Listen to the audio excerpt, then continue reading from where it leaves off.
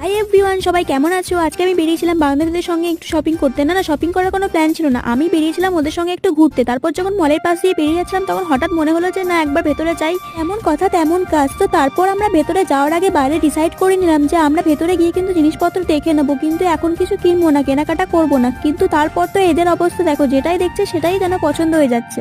আমারও হয়নি বলবো না, আমারও বেশ ভালো লাগছিল জিনিসগুলো, কারণ শীতের কালেকশনগুলো খুব সুন্দর সুন্দর ছিল। যেটাই দেখছিলাম সেটাই যেন পছন্দ হয়ে যাচ্ছিল। আর তারপর তো এখানে প্রিয়াঙ্কা কি বলছে দেখো। এটা আমার অকাতের বাইরে রেখে দিই।